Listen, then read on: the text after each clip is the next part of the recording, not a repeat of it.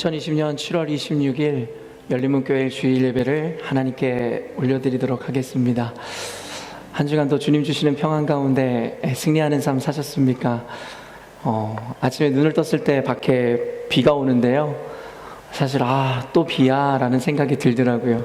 일단은 교회를 향하는 제 발걸음이 무거워지고, 또 교회를 향하는 또 성도님들이 힘들고 불편하진 않을까라는 염려와 걱정도 분명히 있었던 것 같습니다. 그런데 아침에 나와서 예배를 준비하는 가운데 도리어 저에게 불평이 되었던 그 빗소리가 하나님을 좀 찬양하고 예배하는 그 멜로디처럼 들리기 시작했으며, 마이크 테스트. 지금 저기 중고등부실이랑 연결이 된 것 같으니까요, 가셔서 소리를 좀 잡아주시면 좋을 것 같습니다.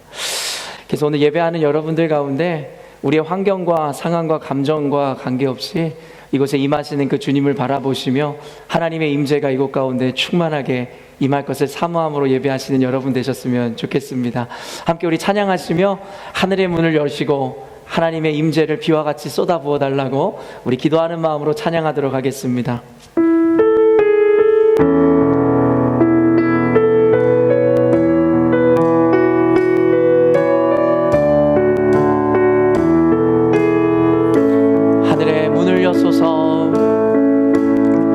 하늘의 문을 여소서. 이 시간 모두 자리에서 일어나셔서 고백하시겠습니다. 주를 향한 노래가 꺼지지 않으니 하늘을 열고 보소서. 이곳에 임재하여 주시옵소서. 이곳에 임재하소서. 주님을 기다립니다. 기도의 향기가 하늘에 닿으니 주님 주여 임재하여 주소서.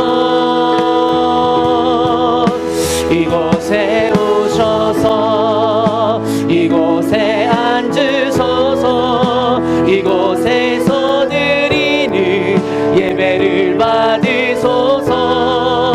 주님의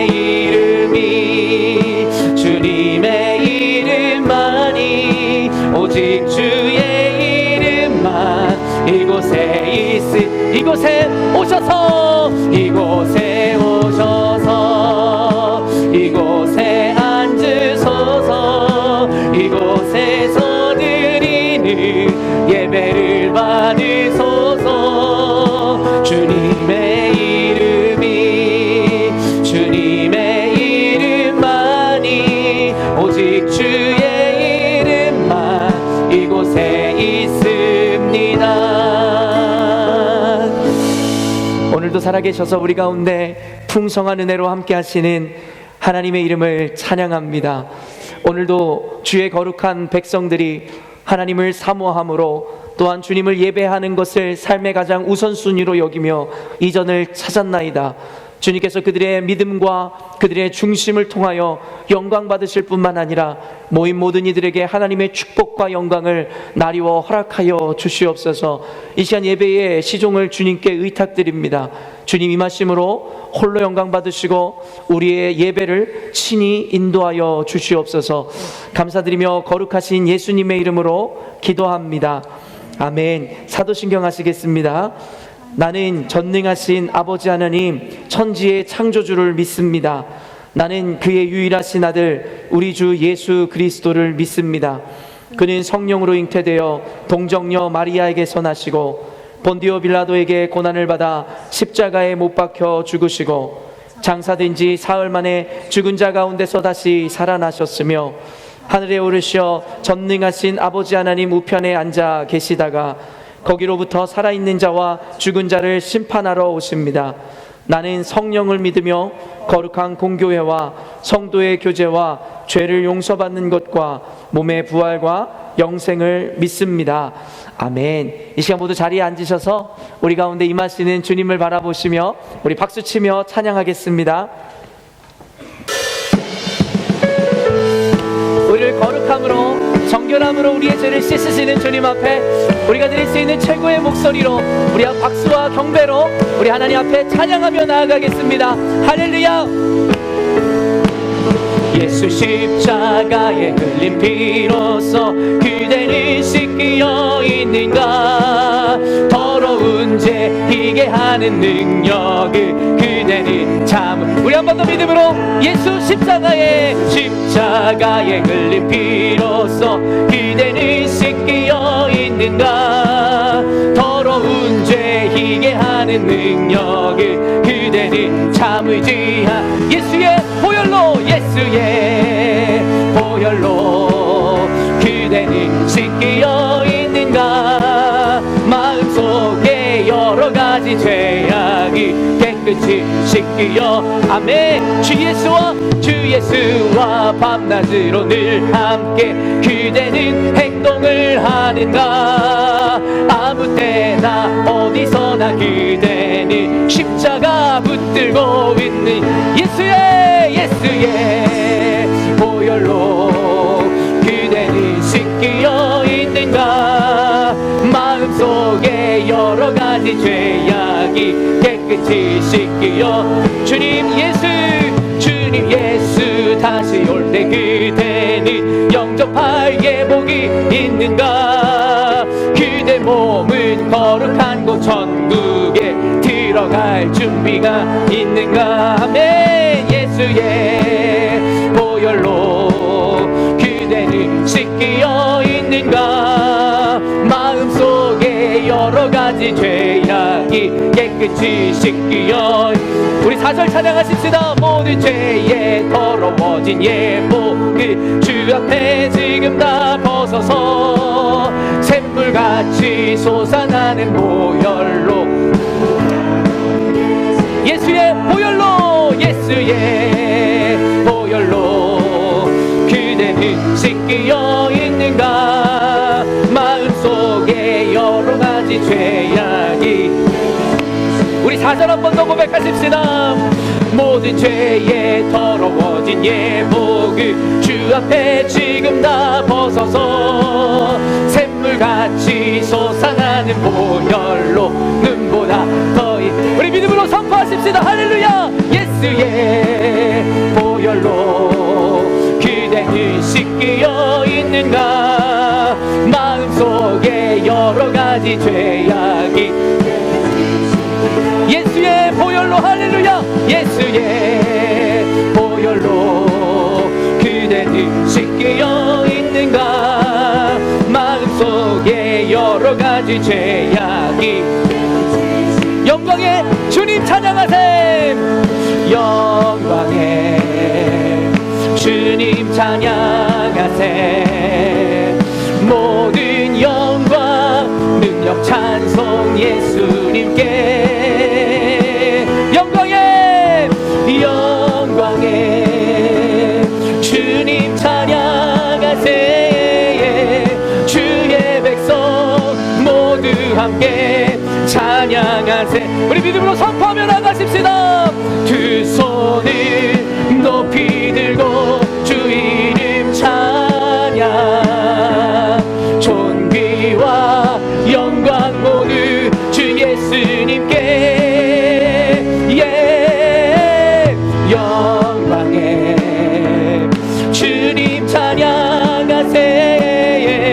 죽으시고 부활하신 만왕의 왕. 우리 처음부터 영광의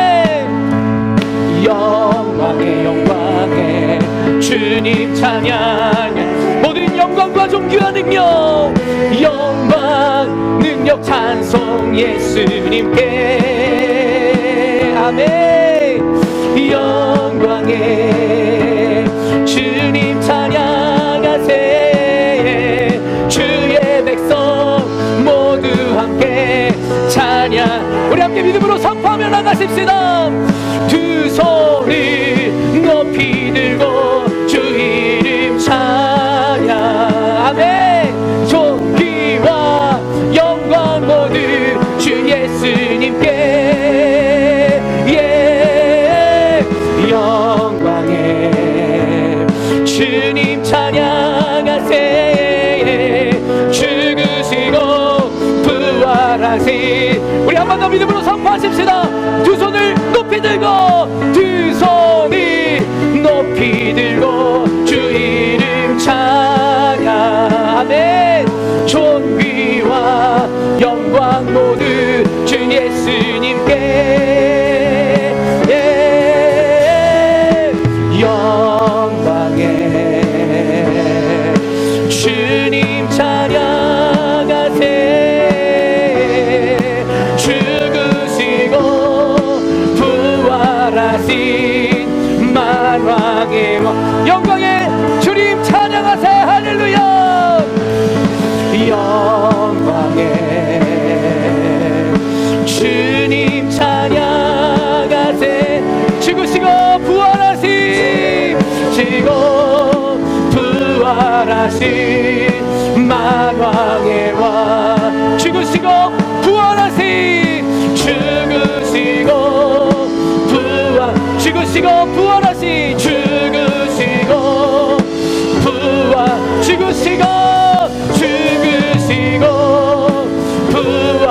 부활하신 만왕의 우리 왕 되신 주님께 영광의 박수 올려드리십시다.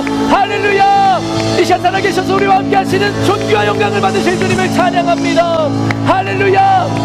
아멘. 이 시간 우리가 함께 기도하며 주님 앞에 나아갔으면 좋겠습니다. 이 시간 함께 기도하실 때에 존귀하신 주님, 영광의 왕으로 우리 가운데 이미 임재하신 하나님께서 사랑하는 하나님의 백성들이 드리는 이 예배를 홀로 받아 주시옵소서.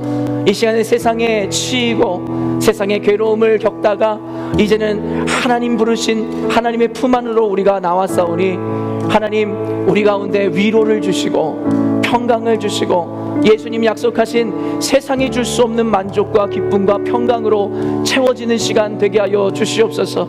그럼에도 불구하고 한 가지 잊지 말고 기도할 것은 하나님 우리의 소망이 이렇다 할지라도 이 예배가 내가 무엇을 받고자 하는 예배 되지 않게 하여 주시고 이미 물과 피를 쏟으시고 우리에게 모든 것 주심으로 구원의 선물을 주신 주님 앞에 받고자 하는 믿음이 아니라 그저 드리고자 하는 믿음으로 하나님께 온전히 영광 들리는 예배 되게 해달라고 우리의 마음과 몸 그리고 이곳의 예배를 위하여 함께 기도하며 주님 앞에 나아가도록 하겠습니다. 함께 기도하시겠습니다.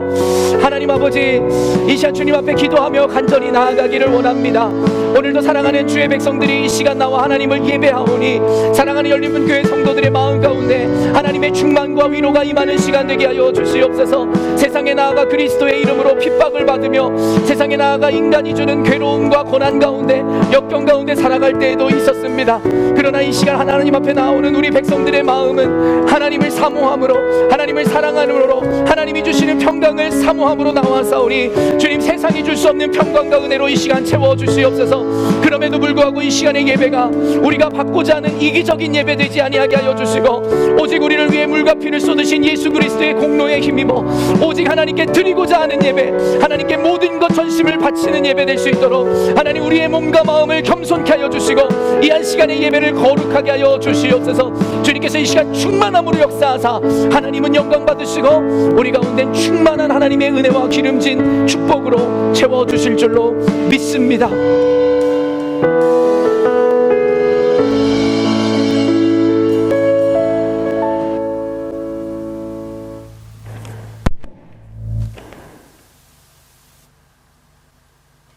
참 좋으신 하나님 아버지, 죄와 허물로 인해 죽을 수밖에 없는 우리를 오직 은혜로 구원하셔서 영생에 대한 소망을 갖고 이 땅에서도 천국 백성의 삶을 영위하게 해주시고 오늘도 특별히 안식일로 구별하여 예배를 드리게 해주심에 찬양과 영광을 올려드립니다.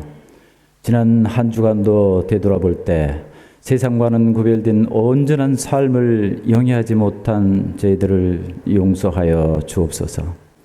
하나님께서 찾으시는 참 예배자가 되어 그 계명을 지키고 그 앞에서 기뻐하시는 것을 행하기 위해 노력하는 가운데 천국 백성된 삶의 기쁨과 행복이 우리 생각과 말과 표정과 행함 이 모든 것을 통해 풍성하게 드러나게 하옵소서.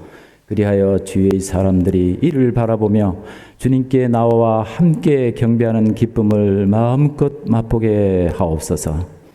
주님의 핏값으로 세우신 열린문교회 크신 은혜 가운데 여기까지 오게 해주심에 감사드립니다. 우리 모두의 이 영안을 열어주셔서 열린문교회를 향하신 주님의 뜻을 밝히 헤아려 알게 하옵소서. 하나님의 전신갑주를 입어 말씀의 견인을 받게 하셔서 내가 죽고 주님이 내 안에 살아가셔서 서로의 모습 속에 우리를 위해 십자가에서 피 흘려 돌아가신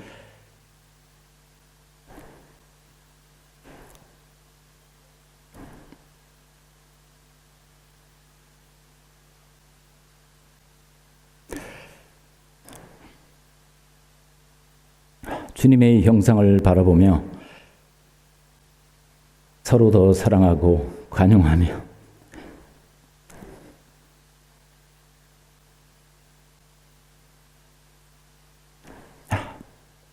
모두가 주님의 뜻을 쫓아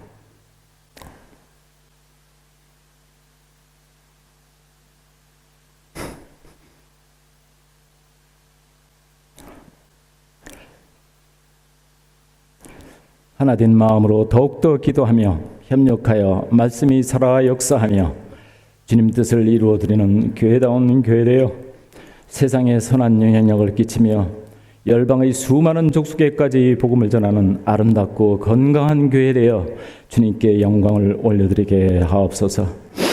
이를 위해 세우신 운영위원들과 각 부서에서 알게 모르게 수고하는 사역자들 성령 충만케 하옵시고 그 상과 가정을 축복하옵소서. 말씀을 전하시는 김두영 목사님, 육간 건강 및 더욱 성령 충만케 하시어 열린문 공동체를 향하신 주님의 뜻에 합한 진리와 생명의 말씀을 주셔서 듣는 저희들 말씀으로 변화받고 힘을 얻어 승리하는 삶을 살게 하옵소서.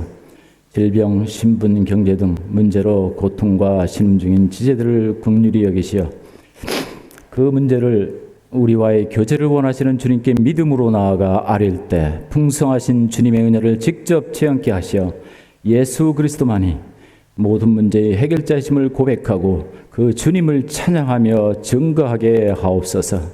주의 복음 들고 영적 최전선에서 혼신을 다하시는 선교사님들, 특히 베트남의 조나단 선교사님과 캄보디아의 주슈아 제 선교사님과 그 가족들과 함께 하시어 안전 건강을 지켜주시옵고 동역자들을 붙여주시고 그 행하는 사에게 능력과 권세를 더하시어 열악하고 황폐한 땅에 주님의 영광이 가득하게 하옵소서. 코로나 바이러스로 인해 온 세계가 어려움에 처해 암울한 상태에 있으며 우리 조국 대한민국과 우리가 거주하는 이 땅 호주 현재 정치 경제적으로 난국에 처해 있습니다. 오 주님, 이 세계적인 역사적 위기 상황에서 옛 이스라엘이 절박한 상황에 처했을 때 메시아를 고대하며 그 나라를 꿈을 꾸었던 이사야처럼 우리 모두 겸손히 주님 앞에 엎드려 주님의 뜻을 알고 회개하며 그 뜻을 쫓아 행하게 하시고 특히 온 땅의 위정자들의 영안을 열어주셔서 온 세상을 섭리하시며 세상 역사를 주관하시는 주님을 알아가며 경외하게 하옵소서.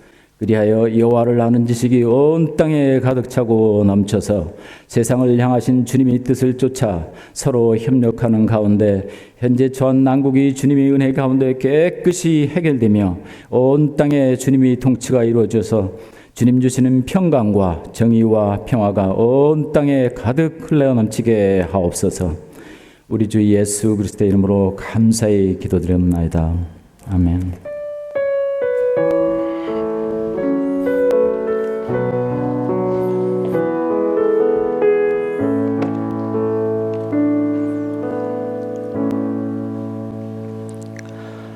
함께 말씀 보도록 하겠습니다. 오늘 이 시간 하나님께서 우리에게 주시는 말씀은 사무엘상 28장 8절로 19절 말씀입니다. 사무엘상 28장 8절로 19절 말씀입니다.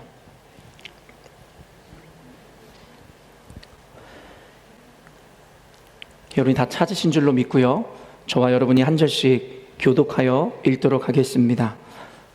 사울이 다른 옷을 입어 변장하고 두 사람과 함께 갈새 그들이 밤에 그 여인에게 이르러서는 사울이 이르되 청하노니 나를 위하여 신접한 술법으로 내가 내게 말하는 사람을 불러 올리라 하니 여인이 그에게 이르되 내가 사울을 향한 일 곧 그가 신접한 자와 박수를 이 땅에서 멸절시키셨음을 아나니 내가 어찌하여 내 생명에 올무를 놓아 나를 죽게 하려 하느냐. 사울이 여호와의 이름으로 그에게 맹세하여 이르되 여호와께서 살아계심을 두고 맹세하노니 내가 이 일로는 벌을 당하지 아니하리라 하니 여인이 이르되 내가 누구를 내게로 불러 올리랴 하니 사울이 이르되 사무엘을 불러 올리라 하는지라. 여인이 사무엘을 보고 큰 소리로 외치며 사울에게 말하여 이르되 당신이 어찌하여 나를 속이셨나이까 당신이 사울이시니이다. 왕이 그에게 이르되 두려워하지 말라 내가 무엇을 보았느냐 하니 여인이 사울에게 이르되 내가 영이 땅에서 올라오는 것을 보았나이다 하는지라. 사울이 그에게 이르되 그의 모양이 어떠하냐 하니 그가 이르되 한 노인이 올라오는데 그가 겉옷을 입었나이다 하더라. 사울이 그가 사무엘인 줄 알고 그의 얼굴을 땅에 대고 절하니라. 사무엘이 사울에게 이르되 내가 어찌하여 나를 불러 올려서 나를 성가시게 하느냐 하니 사울이 대답하되 나는 심히 다급하나이다. 블레셋 사람들은 나를 향하여 군대를 일으켰고 하나님은 나를 떠나서 다시는 선지자로도 꿈으로도 내게 대답하지 아니하시기로 내가 행할 일을 알아보려고 당신을 불러 올렸나이다 하더라. 사무엘이 이르되 여호와께서 너를 떠나 내 대적이 되셨거늘 내가 어찌하여 내게 묻느냐. 여호와께서 나를 통하여 말씀하신 대로 내게 행하사 나라를 내 손에서 떼어 내 이웃 다윗에게 주셨느니라. 내가 여호와의 목소리를 순종하지 아니하고 그의 진노를 아말렉에게 쏟지 아니하였으므로 여호와께서 오늘 이 일을 내게 행하셨고 여호와께서 이스라엘을 너와 함께 블레셋 사람들의 손에 넘기시리니 내일 너와 내 아들들이 나와 함께 있으리라. 여호와께서 또 이스라엘 군대를 블레셋 사람들의 손에 넘기시리라 하는지라. 아멘. 오늘은 사무엘상 본문 말씀을 통하여 미신적 신앙을 버리라 라는 제목으로 하나님의 말씀을 증거하고자 합니다. 우리 여러분들에게 오늘 이렇게 환한 미소로 인사했으면 좋겠습니다. 지난주보다 더 아름다워지셨습니다. 이렇게 인사할까요?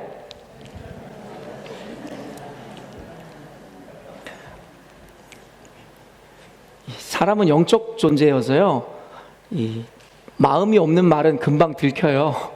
그래서 여러분 교회에서 항상 인사를 할 때마다 형식적으로 인사하지 마시고 정말 마음을 담아서 옆 사람들에게 사랑합니다, 축복합니다 이렇게 인사하셨으면 좋겠습니다. 기본적으로 여러분들에게 분명히 설교 전에 말씀드리지만 교직의 기독교에서 우리 교회에서 가장 중요한 것은 믿음입니다. 현대 사회가 이성주의적이고 어떤 논리를 중시하는 사회다 보니 조금씩 기독교 교회의 설교가 그리고 기독교 교리의 가르침들이 조금 더 체계화되고 논리적이고 이론화되는 것도 사실입니다. 그럼에도 불구하고 분명하게 우리가 밝혀야 하는 것은 아무리 교리가 문학이 발전되고 그리고 그 영역이 확장된다 할지라도 결국엔 교회에서 기독교에서 가장 중요한 가치로 내세우는 것은 논리도 이성도 아닌 바로 믿음이라는 것입니다. 현대 교인들의 모습이 어떻습니까? 내가 이해가 돼야지만 믿어지는 거예요. 무언가가 증명이 돼야지만 내가 믿는다라는 것이에요. 사실은 엄밀한 의미에서 그것은 믿음이 아닙니다. 그냥 사실을 사실로 받아들이는 것뿐이죠. 믿음이라는 것에 대한 가치와 그 본질적 의미를 깨닫지 못한 이들이 갖고 있는 너무나도 세속주의적인 관념인 거지요. 내가 이해가 돼야지, 내가 납득이 돼야지, 그 어느 곳에서도 믿음을 발견할 수 없는 것이죠. 예수님이 부활하시고 나서 제자들에게 찾아갔을 때에 새 사람과 새 옷을 입고 나타난 예수님을 알아보는 이가 한 명도 없었습니다. 예수님과 함께 3년이라는 시간을 먹고 마시면서 동고동락을 하였고 공생의 사역을 하였지만 부활하신 주님은 새 옷을, 새 사람을 입었기에 제자들마저도 알아보지 못하였다라는 거예요. 그때에 예수님이 스스로가 부활하신 예수님이라고 밝힐 때에 많은 제자들이 그때에서야 수긍하고 고개를 끄덕였지만 그 제자 중에 한 사람 도마만큼은 끝까지 믿을 수가 없었던 것이에요. 그러면서 도마가 이야기한 것을 우리는 기억합니다. 내가 당신의 손에 박혔던 못자국과 옆구리에 찔렸던 창자국을 만지고 증명하지 못하면 당신을 믿을 수 없나이다. 그때 예수님께서 말씀하시죠. 이따가도 논하겠지만 예수님이 부활하심으로 말미암아 인간의 육체가 아닌 우리가 알지 못하는 형체 새 사람을 입어 나타나십니다. 그럼에도 불구하고 주님은 인간의 연약함과 그들의 의심을 알고 계시기 때문에 완전한 새 옷을 입을 때에도 손에 못자국과 창자국을 지우지 않으셨습니다. 이것은 예수님의 지극히 의도적인 것이었어요. 아니나 다를까 의심하는 도마를 향해서 네가 와서 내 손에다가 구멍에 손을 넣어보고 옆구리를 만져보거라. 도마가 그때 만지고서야 그때에서야 예수님임을 인정하고 하나님을 고백합니다. 그때 예수님께서 하신 말이 핵심이 있죠. 뭐라 말씀하시죠? 네가 결국에는 이것을 만져보고서야 나를 믿느냐? 내가 너에게 이르노니 누구든지 만져보지 않고 나를 믿는 믿음이 더 큰 믿음이고 온전한 믿음이라 하리라 말씀하시더라는 것이에요. 어쩌면 예수님의 그 가르침은 2000년 전에 예수님의 그 하나님의 강조점은 어쩌면 오늘날을 살아가는 이성중심적이고 논리중심적인 우리 현대 그리스도인들에게 시사하는 바가 큽니다. 의인은 오직 믿음으로 말미암아 구원을 얻는다고 이야기하였지 우리의 논리나 사고에 의해서 구원을 얻는다라고 이야기하지 않았습니다.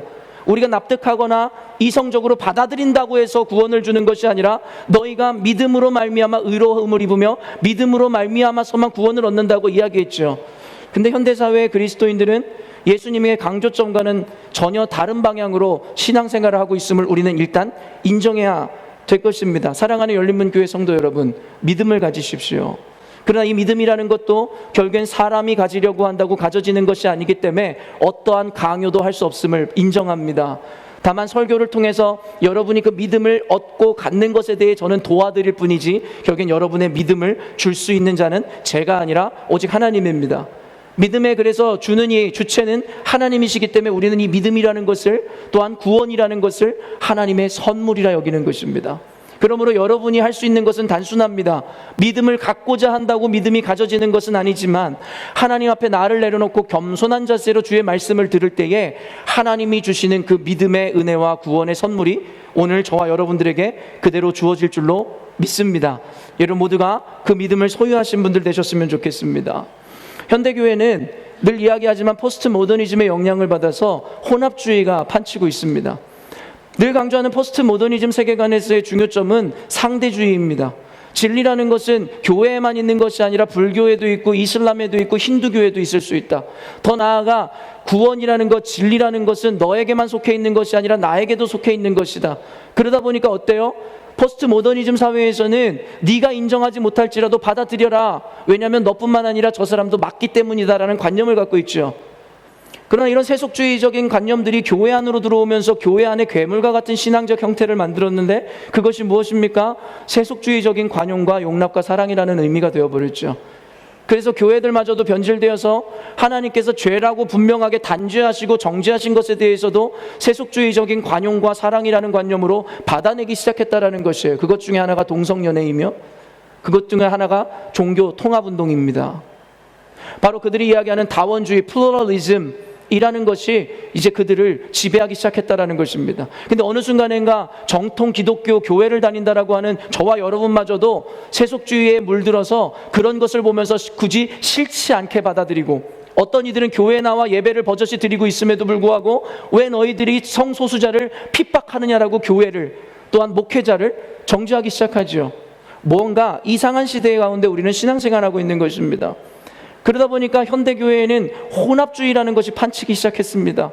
혼합주의라는 것을 길게 설명할 시간이 없기에 단순하게 이야기하면 교회 안에 오직 하나님의 말씀에 의한 진리만이 유일한 기준이고 세계관이어야 하는데 세속주의적인 또 세계의 종교가 가지고 있는 여러 가지 사상들과 교리들이 교회 안으로 들어와 짬뽕이 되더라는 것입니다. 그래서 순수 정통 기독교가 뭔지조차도 이미 잃어버린 것이 바로 현대 기독교 세상이고 교회의 모습이라는 것입니다. 그러다 보니까 어때요? 그런 세속주의적인 조합과 그리고 혼합주의 사상으로 말미암아 교회 안에서조차도 무엇이 선인지 악인지에 대한 구분이 사라지더라는 거예요. 여러분들 이야기하지만 전도라는 것은 교회의 세계관과 세상의 세계관의 싸움이고 충돌이라 가르쳤습니다.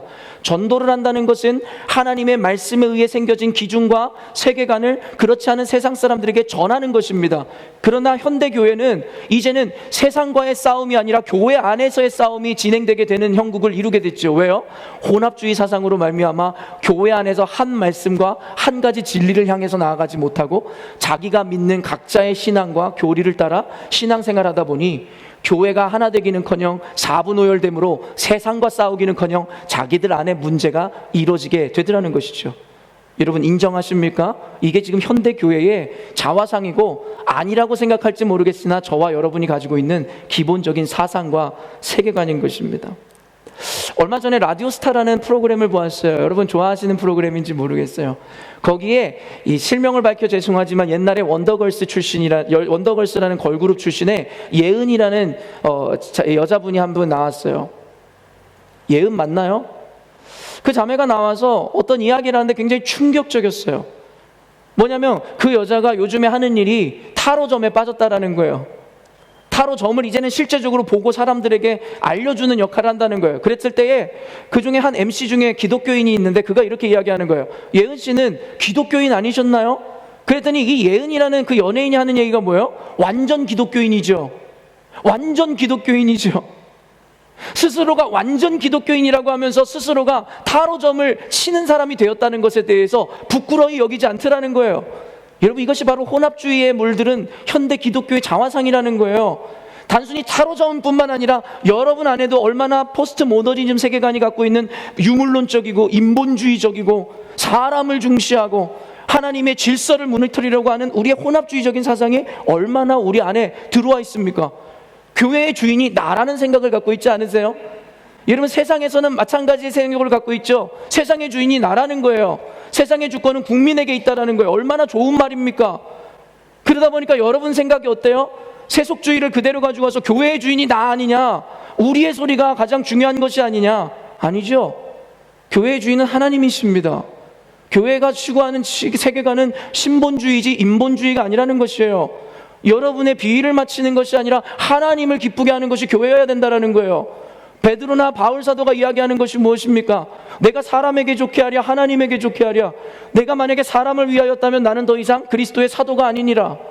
근데 우리가 요구하는 교회, 현대 신앙인들이 바라보는 교회라는 것은 내가 주인된 교회, 내가 내 목소리를 내는 교회, 하나님의 말씀보다 내 상식과 내 논리가 더 앞서는 교회, 믿음을 상실한 교회 되지 않았습니까? 여러분 어떻게 생각하십니까? 제가 너무 과장하는 것일까요? 제가 여러분을 폄하하는 것일까요? 분명하게 말씀드릴까요? 아니요. 제가 설교단에서 정지하고 절제되어 표현하는 것뿐이지 더하면 더했지 현대 그리스도인들이 덜하지 않음을 알아야 됩니다. 문제는 뭐예요? 인정하지 않는다는 것이죠. 사실 오늘은 미신적 신앙에 대해서 나누려고 합니다. 그런데 이 설교는 사실은 시리즈로 한 3, 4주, 5주 정도는 갔어야 되는 설교 같아요. 그래서 이걸 어떻게 다 여러분에게 오늘 하루 만에 다 설명해 낼지 사실은 좀 걱정이 되는 것도 사실이지만 오늘은 스텝 바이 스텝 여러분들에게 분명히 전해야 되는 복음, 기독교 진리를 여러분들에게 좀 분명하고 선명하게 전하는 시간을 갖고자 합니다. 유대인들과 대한민국 민족의 공통점이 참 많다고 이야기해요. 학자들마다 입을 모으죠.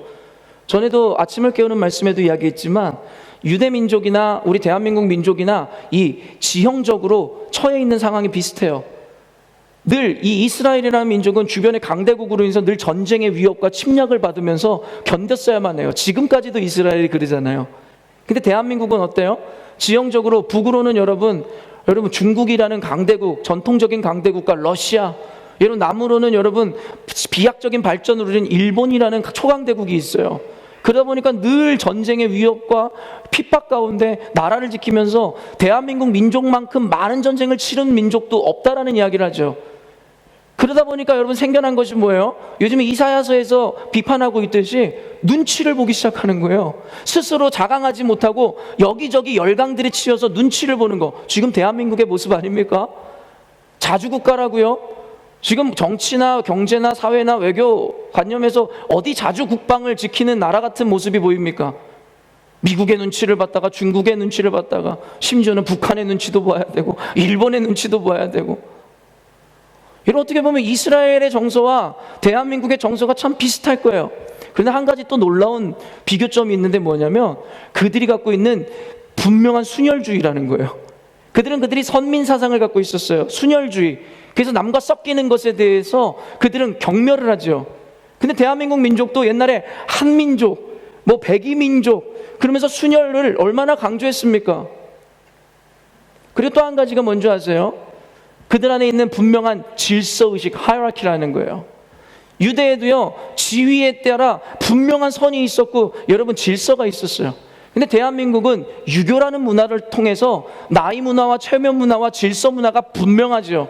언젠가도 이야기했지만 처음 만나는 사람한테 당신 몇 살이요 물어보는 우스꽝스러운 인사법이 결국엔 한국 사람들이 만들어낸 것 아니냐는 것이죠. 왜요? 나보다 일단 나이가 어리면 이 사람이 어떤 직위, 어떤 직책을 갖고 있든 관계없이 무조건 내 밑이고, 내가 너보다 한 살이 많으면 무조건 너한테 그 한 살이라는 이유 때문이라도 존경을 받아야 된다는 사고. 근데 오늘 이야기하겠지만 유대 민족, 이스라엘 민족까지도 이러한 문화적인 환경으로 인해서 그들 안에 미신적인 신앙이 만들어지기 시작하더라는 거예요. 또한 유대 민족과 대한민국 민족 간의 공통점이 또 있는데 뭔지 아세요? 깊게 깔려있는 샤머니즘이라는 거예요. 대한민국 정서에는요, 종교성을 갖고 있어요. 대한민국 민족은.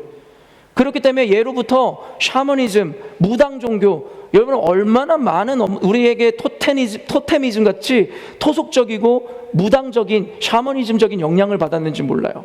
그래서 결론부터 이야기하면 그때의 그 샤머니즘적인 신앙관과 그리고 현대 기독교의 신앙관이 혼합되어서 여러분 현대의 온전한 기독교 세계관을 갖지 못하고 혼합주의적인 미신적인 신앙관이 자리 잡기 시작한다는 것이죠. 그리고 우리는 그게 진짜 진리인 줄 알고 지금까지 믿어왔다라는 것이죠. 우리가 깨야 하는 것은 이것입니다. 16세기의 종교개혁이 마틴 루터에 의해서 이루어졌다면 21세기의 종교개혁은 바로 저와 여러분을 통해서 이뤄내야 된다는 거예요. 왜요? 뿌리 깊게 박혀있는 이 미신적인 신앙을 타파해내지 못하면 우리는 늘 기복주의적이고 인본주의적인 신앙관에서 벗어날 수가 없습니다. 유물론이라는 것이 무엇입니까? 신이라는 존재가 먼저 있었고 우리가 그를 위해 창조된 것이 아니라 이 유물론적인 세계관을 가진 자들은 내가 존재함으로 정신세계와 신이라는 것이 만들어지게 된다는 것이에요. 그게 바로 세속주의적인 사람들이 생각하는 거예요. 신이라는 것을 내가 이용하는 것이죠. 신이라는 존재를 통해서 내가 번영해야 된다는 거예요. 고대로부터 수많은 그리스의 여러분 신들이 존재했어요. 포세이돈이라든가. 여러분 그들의 존재는 뭐예요? 결국엔 바다의 신, 결국엔 어업을 하는 자들에게 많은 물고기를 갖다 줄 수 있는 풍요의 신, 다산의 신. 여러분 얼마나 많았습니까? 그 신들의 존재 목적은 단순했습니다. 인간을 위한 신이었다라는 거예요. 왜요? 유물론적인 세계관에 의해서 내가 존재하기 때문에 신도 존재할 수 있다라는 세계관에 여러분 이어지는 것이죠. 그런데 기독교인들의 세계관은 어떻습니까? 내 존재하기 때문에 하나님이 존재하는 것이 아니라 하나님이 존재하셨고 그의 목적을 위해서 우리를 창조하셨다라는 것이에요. 그렇기 때문에 나를 위한 하나님을 만드는 것이 아니라 하나님을 위한 나의 삶이 되어야 된다는 것이 바로 기독교 세계관에서 갖고 있는 우리들의 믿음인 것입니다. 여러분 어떤 세계관을 갖고 계세요? 혹시 여러분은 여전히도 하나님을 이용하고 등에 업고 여러분이 축복을 받고 자녀들이 번성하며 여러분이 부와 명예를 누리기 위해서 교회를 다니고 하나님을 믿었다면 여러분은 기독교 세계관 안에서 하나님을 믿는 게 아니라 세속주의고 미신적인 종교관 안에서의 하나님을 믿는 모습이었다라는 것이에요.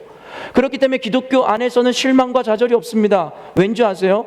우리는 결과가 중요하지 않기 때문이에요. 받고자 하는 신앙이 아니기 때문입니다. 오직 나를 지으시고 나를 만드신 하나님의 목적을 위해 존재하기 때문에 내게 주어지는 결과와 관계없이 하나님은 찬송받기에 합당하다라는 거예요. 근데 미신적인 신앙관, 기복주의적인 신앙을 가진 사람들의 결과는 단순합니다. 인생이 잘 나가고 복을 받으며 할렐루야 하나님 찬양 받으시옵소서. 그러나 인생이 어렵고 우환이 닥치고 가정 가운데 어려움이 있으며 교회를 떠나고 하나님을 등지고 하나님을 원망하고 종교를 바꿔버리죠. 과연 그들 안에 진정한 믿음이 있었을까요?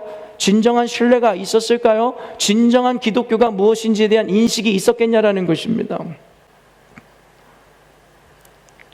이런 미신적인 신앙적인 요소들로 인해서 우리 안에 기독교가 가져야 되는 복음의 의미가 퇴색되어 버렸고, 그리고 온전한 복음 전파를 방해합니다. 그리고 우리로 하여금 기복적인 신앙을 따르게 함으로 말미암아 진정으로 주님 주시는 구원을 결과적으로 받아 누리지 못하게 만드는 요소가 되어버렸다는 것이에요. 사실 오늘 이 본문은 어떤 주중에 한 형제가 저한테 물어봤던 질문에서 시작되었던 이 의도, 목적이 있어서 여러분에게 전해드리는 이 설교입니다. 사실 오픈투맨이라는 남자들의 모임에서 이 부분에 대해서 제가 간략하게 그 질문을 받았기 때문에 풀어드렸지만, 나누면서 이거는 단순히 오픈투맨뿐만 아니라 전 성도, 아니 더 나아가 현대 그리스도인들이 모두 공유해야 하는 내용이다라는 생각이 들어서 굳이 설교 본문을 바꿔서 오늘 여러분들에게 이 내용을 전하고자 하는 것입니다. 사실 오늘 사무엘상 본문은 굉장히 충격적인 내용을 다루고 있어요. 여러분들이 그동안 성경을 일독하거나 사무엘상을 읽을 때 이 부분을 어떻게 지나가셨는지 모르겠으나 오늘 이 성경에서 일어나는 현상은 뭐냐면 초혼 행위가 이루어지고 있어요. 초혼이라는 게 무엇입니까? 혼을 불러내는 거예요. 근데 여러분이 기독교 세계관에 오랫동안 있었다면 여러분이 생각할 때에 이해가 되지 않고 납득이 되지 않아야 돼요. 왜일까요? 우리 기독교 세계관 안에서의 귀신이라는 존재는 여러분 우리가 알고 있는 또 미신에 의해서 알고 있는 사람이 죽은 다음에 그가 구천을 떠돌면서 홀령이 되어 나타난 것을 귀신이라고 우리는 생각하지 않는다는 거예요. 기독교 세계관 안에서의 귀신은 무엇입니까? 바로 사탄과 그를 추종하던 쫄개들, 타락한 천사들을 바로 우리는 귀신이라고 이야기하는 것입니다. 그러나 오늘 초혼 행위를 통해서 그동안 우리가 알고 있었던 귀신에 대한 관념이 여러분 샤머니즘적이고 미신적인 관념이랑 부합되는 것을 보면서 우리는 혼란을 느낄 수밖에 없는 거죠. 사무엘 귀신을 불러 올리키는 장면을 보면서 여러분 어떻게 생각하셨습니까? 이런 미신이라는 것을 단순히 사전적으로 여러분에게 정의해드리면 마음이 무엇인가에 끌려서 잘못 믿거나 아무런 과학적 근거도 없는 것을 맹신하는 일, 이것을 미신이라고 이야기합니다. 그런데요, 이 미신이라는 것은 원래 정확한 개념 규정을 가질 수가 없는 어휘입니다. 왜냐하면 미신이라는 것을 다른 백과사전에서 푼 것을 보면 종교적 과학적 입장에서 망령스럽다고 생각되는 신앙, 조직적 종교와 같은 체계화된 교리를 갖지 못하고 주술적 요소와 강한 단편적 신앙이나 소박한 자연적 요구에서 일어나는 대로 믿어지는 신앙을 미신이라고 이야기하니까요. 그런데 이게 왜 규정되기가 힘드냐면요, 불교에서 생각할 때 기독교가 미신일 수가 있는 거죠. 다른 타종교에서 입장에서는 기독교, 우리가 생명 걸고 수호하는 이 신앙이 미신처럼 여겨질 수도 있다는 것입니다. 그러다 보니까 사실은 미신이라는 것에 대한 규정하기가 굉장히 어렵고 까다롭다는 것이죠. 그러나 우리는 관념적으로 기독교인이기 때문에 기독교인으로서의 미신적인 의미를 파악한다면 미신이라는 것은 전혀 교리화된 체계화된 것이 아니라 단편적이고 주술적이고 기복주의적인 것을 담고 있는 것을 우리는 미신이라고 간단하게 규정할 수 있을 것이라는 것이에요. 그런데 이 미신이라는 것은요, 아까도 얘기했지만 고대 국가, 특별히 이스라엘 민족에게도 굉장히 금기시 되어지는 것이었다는 걸 알고 계세요? 디모데전서 1장 3절 4절 말씀 한번 읽어보겠습니다. 읽습니다. 시작. 내가 마게도나로 갈 때에 너를 권하여 에베소에 머물라 한 것은 어떤 사람들을 명하여 다른 교훈을 가르치지 말며 신화와 끝없는 족보에 몰두하지 말게 하려 함이라. 이런 것은 믿음 안에 있는 하나님의 경륜을 이룸보다 도리어 변론을 내는 것이라. 여러분, 디모데전서는 바울이 디모데에게 보내는 목회서신입니다. 목회서신이라는 건 말 그대로 목회자로서 교회를 어떻게 운용하고 효과적으로 교회를 치리하고 다스릴지에 대해서 가르쳐주는 것, 목회 지침을 제시해주는 서신, 그것을 바로 목회서신이라고 합니다. 그때에 이 바울이 디모데에게 편지를 보내면서 제일 처음 거론했던 문제가 무엇이었냐면 바로 당시의 대표 이단 사상이었던 이 나스티시즘이라고 하는 영지주의였습니다. 영지주의라는 것은 그때 당시에 초대교회를 굉장히 괴롭히던 어쩌면 현재의 신천지와 같은 굉장한 이단 중에 이단이었습니다. 여기에서 이야기하는 다른 교훈, 방금 디모데전서에서 우리가 읽었던 다른 교훈이라 함은 바로 유대주의, 그러니까 유대인들이 갖고 있었던 그의 전통주의와 헬라 사상이 혼합된 유대주의적 영지주의를 의미하더라는 거예요. 조금 어려운 개념일 수 있지만 지나가면서 빨리빨리 들으시면 됩니다. 영지주의라는 것의 기본은 무엇이냐면 그들은 영과 정신은 선하고 육과 물질은 악하다는 극단적 이원론에 근거한 신앙입니다. 그렇기 때문에 육체를 창조한 구약의 창조주 하나님은 저급한 신으로 평가해요. 그러면서 신약에 온 예수님은 이 온전하신 하나님, 그리고 바른 하나님이라고 인식하는데 그 이유가 무엇이냐면 예수님은 육체를 입고 온 것이 아니라 그저 육체를 입고 온 것처럼 보일 뿐 그는 육체가 아닌 정신으로, 영으로 이루어진 존재였다라고 믿는 신앙이라는 것이에요. 이것을 바로 그들은 가연설이라고 우리 기독론은 이야기하는데요. 그들은 여러분 어때요? 결국에는 이 육을 여러분 거절하고 육신이라는 것은 악한 것이라고 치부하고 그저 영적인 것이라야만 무조건 옳은 것이기 때문에 과도한 금욕주의로 발전하게 돼요. 그래서 육체의 소욕을 무조건 눌러야 되고 육체는 다 부정해야 되고, 그러므로 말미암아 그들은 이 여러 가지 신비주의적인 의미에서 기독교 본질을 훼손시키기 시작했죠. 왜냐하면 예수님이 이 땅에 오신 것은 단순히 영으로만 오신 것이 아니라 인간의 몸을 입고 완전한 인간이요 완전한 하나님으로 오셨다라는 것이 우리의 세계관에 있는 믿음이기 때문입니다. 그래서 영지주의는 예수님의 희생 그리고 예수님의 사역 뿐만 아니라 창조주 하나님의 거룩하심을 훼손시키는 이단 사상이었다라는 것이요. 그래서 바울 사도는 디모데에게 그 영지주의의 교훈을 받아들이지 말고 너희는 온전한 복음을 바로 전하는 사역에 전념하라고 권면하고 있다라는 것이에요.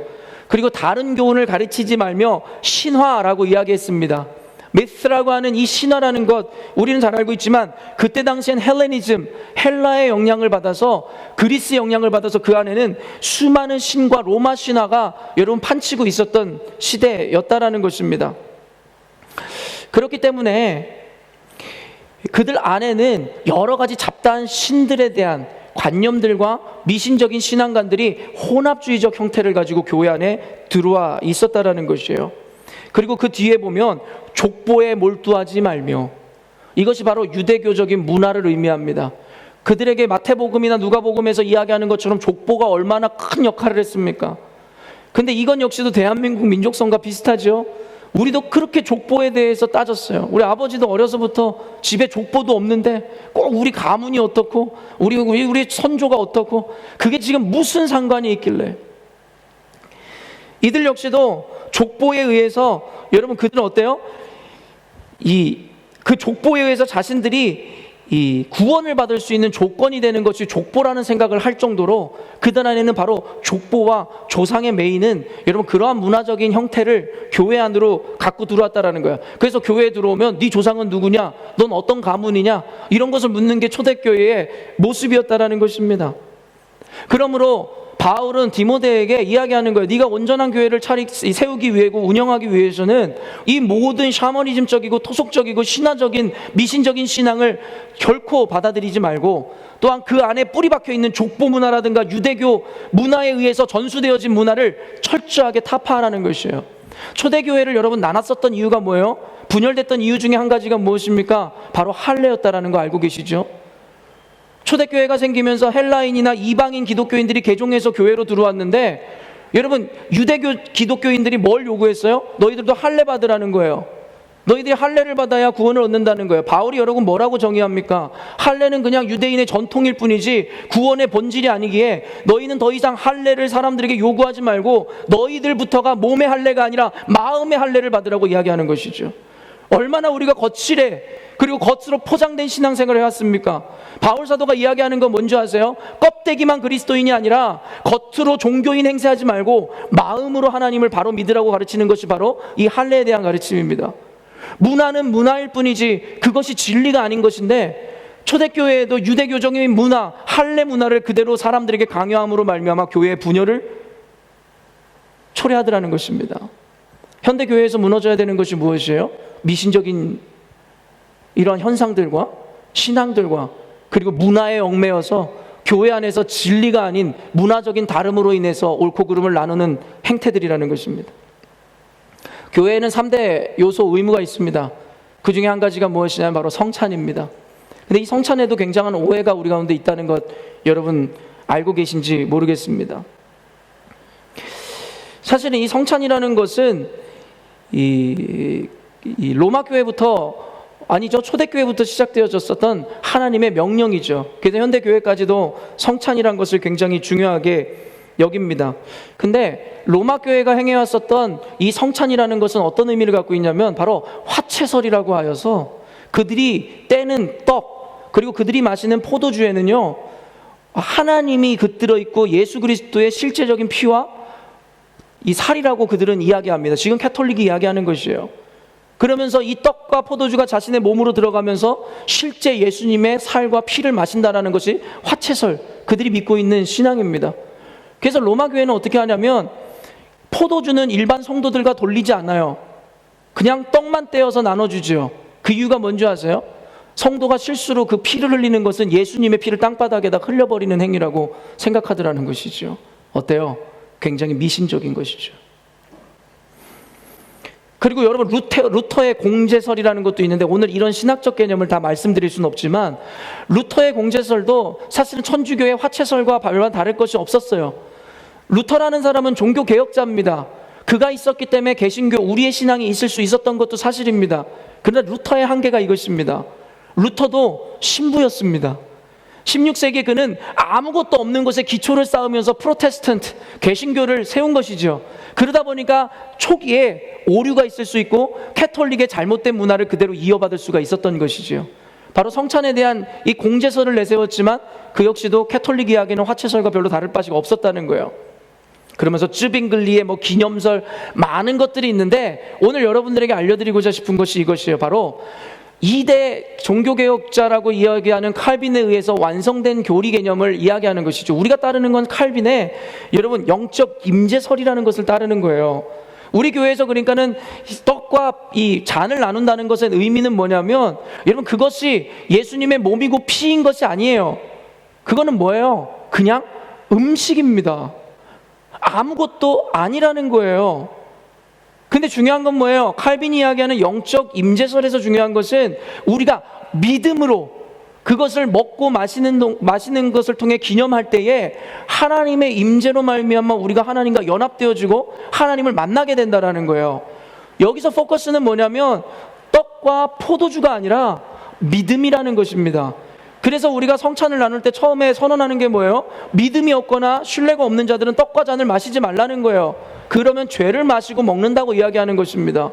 음식 자체가 대단한 것이 아니라 우리 안에 믿음 없음으로 그것을 불경건하게 받아들인다는 것에서 이야기하는 거란 말이에요.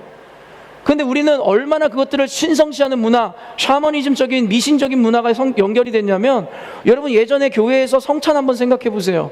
성찬하다 남은 포도주 그리고 빵, 떡은 어떻게 했었나요?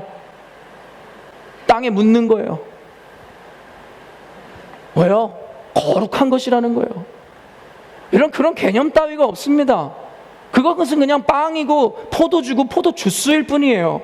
그것의 핵심은 그것 자체가 아니라 그 안에 들어있는 우리의 믿음이라는 것이 개혁주의 우리 장로교 신앙의 여러 핵심 교리라는 거예요. 근데 우리는 샤머니즘적이고 미신적인 믿음으로 우상시하고 뭔가 의미 부여하는 것이 여러분 너무나 습관화되어 있는 사람들이에요.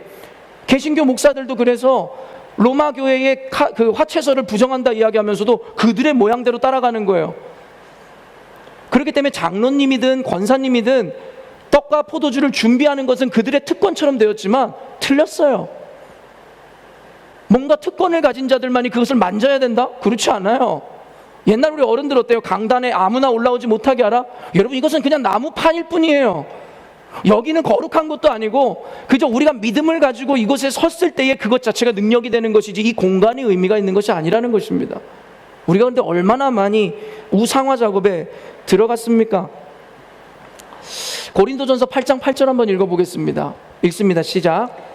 음식은 우리를 하나님 앞에 내세우지 못하나니 우리가 먹지 않는다고 해서 더 못하는 것도 아니고 먹는다고 해서 더 잘 사는 것도 아니니라. 여러분 이게 무슨 얘기냐면 고린도 교회에 분열이 일어났어요.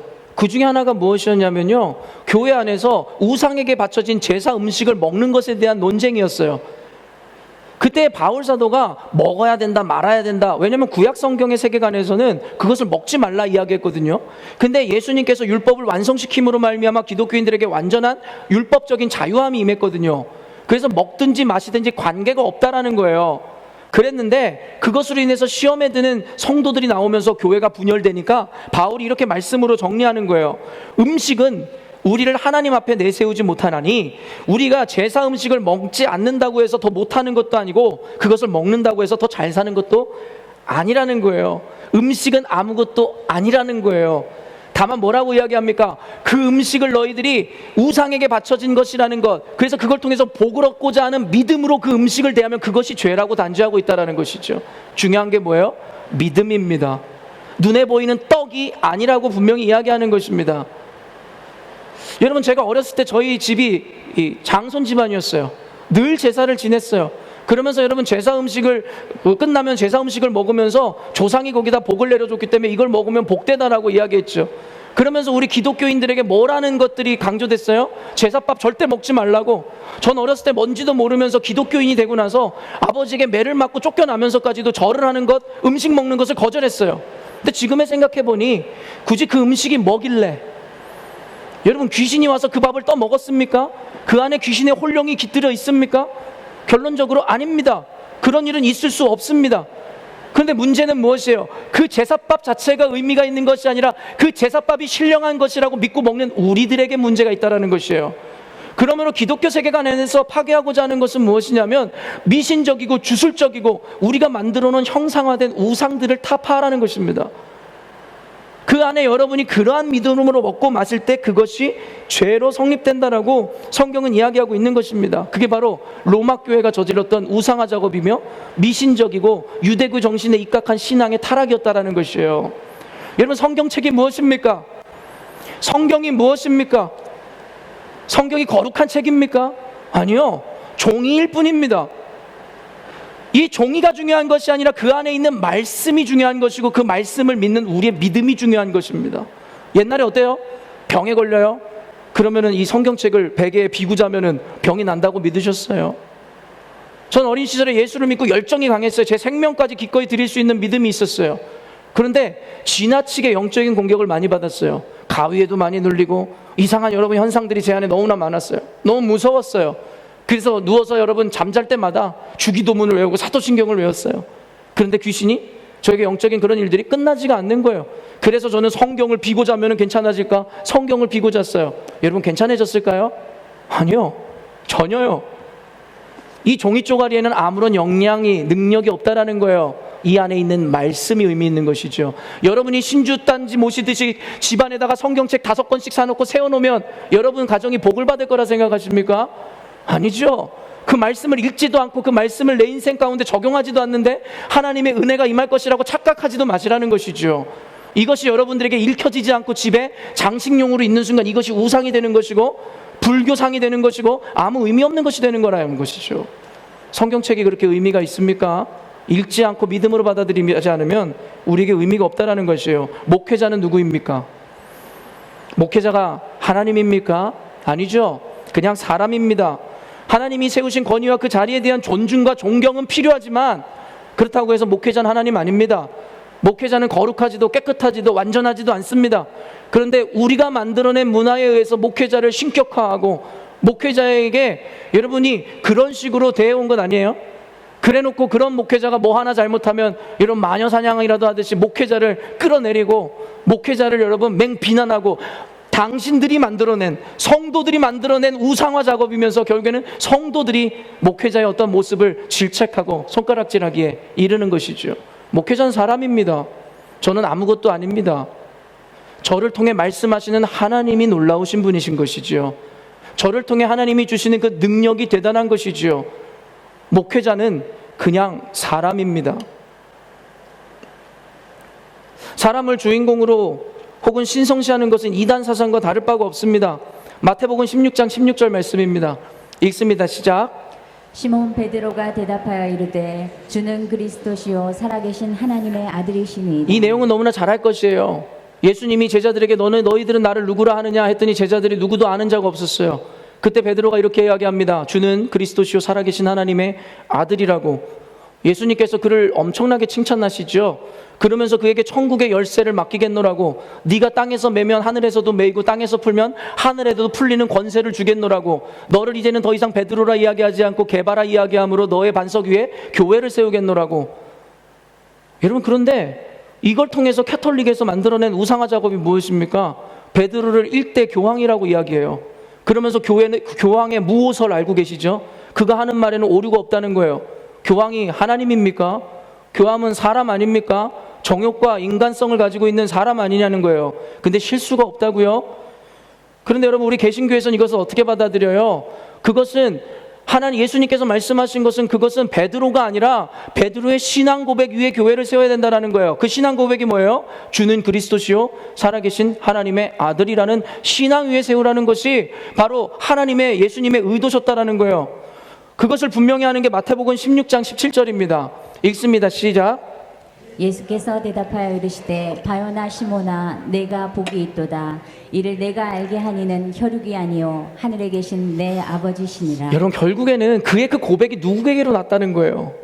베드로가 잘나서 그 고백을 한 게 아니라 하늘에 계신 아버지께서 그로 말미암아 알게 하셨다라는 것입니다. 믿음이라는 것, 선행이라는 것, 우리의 의라는 것, 그래서 인간은 자랑할 게 없다는 거예요. 왜요?